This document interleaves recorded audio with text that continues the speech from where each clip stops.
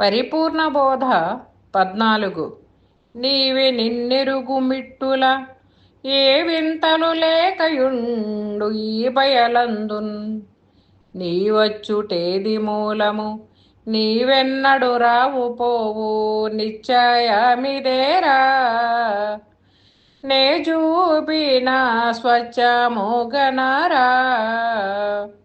నీవు లేనప్పుడైతే చావు పుట్టుకలేవి.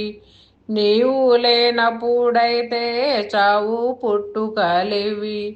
లేవు ఎప్పటికొక్కటై ఉన్న పరిపూర్ణ భావములో ఇతరంబుజన నంబే విధంబున యౌను జూచియు.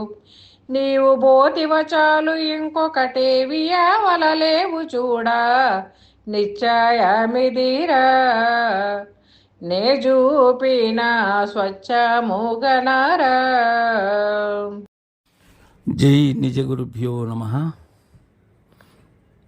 నిజానంద పోలోజు వీరయాచార్య విరచితమైన శుద్ధ నిగుణ తత్వబోధామృత మిత్ర కందార్థములలో పరిపూర్ణ బోధయందు ఈరోజు మనం 14వ కందార్థం. దీంట్లో చెప్తున్నారు, నిన్ను నీ వెరగాలి, నిన్ను నీ వెరిగినట్లయితే ఎన్ని ఎరిగినా వృధా అని. ఎందుకంటే నిరంతరం గుర్తుల సమూహారంతో ఎన్నిటినో ఎరుగుతూ ఉన్నాం, కానీ నన్ను నేను ఎరగలేకున్నాను. నన్ను నేను ఎరిగేందుకు కావలసినది గురు కరుణ. ఏం చెప్తున్నారంటే, నీవే నిన్నెరుగు మిట్టులా ఏ వింతలు లేకయుండు ఈ బయలందున్. ఏ విధంగా ఎరగమంటున్నారు? నిన్ను నీ వెరుగు మిట్ట ఈ విధంగా ఎరగమంటున్నారు. ఎలా? భ్రమరూపమైనటువంటిది ఏదైతే ఉన్నదో ఆ భ్రాంతి ఎరుక జగము కూడా నా స్వస్వరూపమని ఎరగాలి. నీవే నిన్నెరుగుము ఇటుల ఎలా భ్రాంతి అని ఎరగాలి, ఇంకేం కాదు. ఏ వింతలు లేకయుండు ఈ బయలందున్. ఇలా ఎరిగినట్లయితే ఈ ఎరుక అనేది వింతల పేట, చింతల తోట, అనేకమైనటువంటి విధానాలకు పుట్టినిల్లిది. అయితే బయలందు ఏ వింతలు లేవు.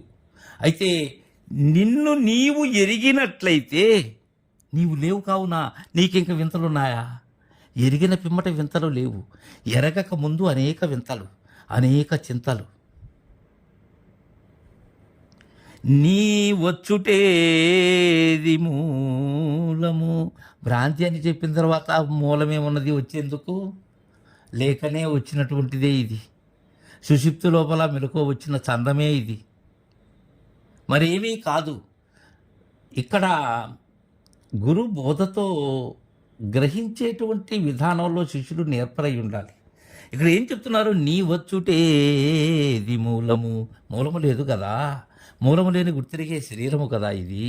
ఏమీ లేకనే అరుదించినట్లుగా ఉన్నది కదా ఇది. కళ లాంటిదే కానీ మరొకటి కాదు కదా అనేటువంటి విధానంలో నీ బోధన ప్రవాహం, ఆ ఝరి అలా సాగాలి, లేకపోతే అందుకోలేవు. నీ వచ్చుటేది మూలము నీవెన్నడు రావు పోవు. జై సద్గురు ప్రభు మహారాజుకి ఇది తీర్పు. నీవెన్నడు రావు పోవు. వచ్చినది అనటము భ్రాంతే, పోతావు అనేటువంటి భయం. రెండూ లేవు. రాకడా లేదు, పోకడా లేదు.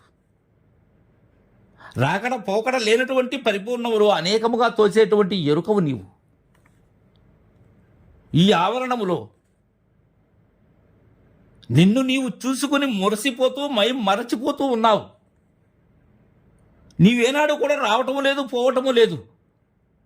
వస్తున్నాననే భ్రమ, పోతున్నాననే భయం తప్ప మరేమీ లేదు. నిశ్చయమిదిరా. ఇది నిశ్చయం. ఎవరి నిశ్చయం ఇది? పెద్దల నిశ్చయం. నేను లేని నిశ్చయం ఇది. నే చూపిన స్వచ్ఛము గనరా. నే చూపినటువంటిది ఎవరో చూపినటువంటిది కాదు, నేను చూపినటువంటిది, నేను చూసినటువంటిది సత్యమైనటువంటిది, స్వచ్ఛం, అది పరిపూర్ణం. అది కన్నట్టయితే ఏ వింతలు లేవు. అది కనకముందు అన్ని వింతలు ఉన్నాయి. అది కన్నట్లుగా అనిపించిన అన్ని వింతలు ఉన్నాయి. అది కనకుండా కన్నట్లుగా నటించిన అన్ని వింతలు ఉన్నాయి. అది కానరాకపోతే రాకపోకలు ఉన్నాయి. నీవు లేనప్పుడైతే చావు పుట్టుకలివి లేవు, ఎప్పటికొక్కటై ఉన్న పరిపూర్ణ. నీవు లేనప్పుడైతే చావు పుట్టుకలివి. అందుకే పదే పదే గురుదేవుని దయతో ఒక మాట అంటుంటాను, ఈ పరిపూర్ణ బోధ విచారణ వేరే వారితో తెగదు, ఇది నాకే తెగాలి. ఇది నాదే విచారణ. నేనే సర్వ జగత్తు, నేనే విశ్వం, నేనే తెలివి శరీర జగము, నేనే భ్రాంతి అనే భావంలో మాత్రమే తెగుతుంది పరిపూర్ణ బోధ. అప్పుడు మాత్రమే అవగాహనకు అందుతుంది పరిపూర్ణ బోధ, లేకపోతే అందదు. ఎన్ని మాటలు చెప్పినా నీవు వేరే, ప్రపంచం వేరే అనుకున్నంత కాలం ఇది అందదు. నేనే ప్రపంచం, నేనే సర్వం. నేను లేనప్పుడు చావు పుట్టుకులు ఎక్కడున్నాయి? నేనుంటే చావు పుట్టుకులున్నాయి. ఇంద్రియ తతి ఉన్నది, సుఖ దుఃఖములు ఉన్నవి, పాప పుణ్యములు ఉన్నవి, సర్వము ఉన్నాయి, నాతోనే ఉన్నాయి అన్నీ. ఎప్పటికీ లేవు.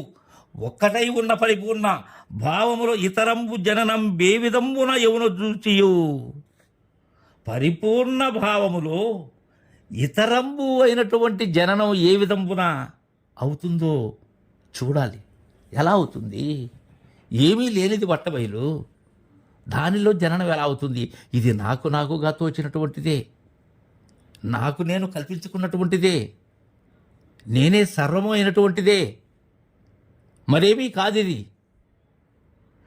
నీవు పోతివ చాలు, ఇంకొకటేవి యావల లేవు చూడు. నీవు పోతే చాలు, నేను పోతే చాలు, అంతే.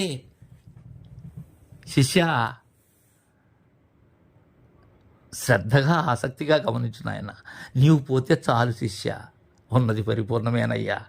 నేనున్నంత వరకే ఈ అహమే నా పాదు, నేనే నా రూపం, నేనే సర్వం. ఇంకొకటి ఏమున్నది? ఆవలా, ఆవరణం ఆవలా. ఉన్నదేదో నేనున్నంత వరకు తెలియదు. నేను లేనప్పుడు, నేను పోయినప్పుడు, నా సాయి నేను చూసి నేను లేదన్న విషయం నాకు గురుదేవుని దయతో అందినప్పుడు ఇవ్వలా లేదు, అవ్వల ఉన్నదేదో నాకు తెలియదు. నేను లేను కానా? నేను ఉన్నప్పుడు నాకు అంతా తెలుస్తూ ఉన్నది. నేను లేనప్పుడు అదే పరిపూర్ణం, అదే పరమగోప్యం. లేవు చూడా, నిశ్చయమిదిరా, నే చూపిన స్వచ్ఛము గదరా. నేను చూపినట్లయితే నే చెప్పినట్లు చెప్పాలి, నే చూసినట్లు చూడాలి, నేను సేవించినట్లు సేవించాలి, నేను భావించినట్లు భావించాలి.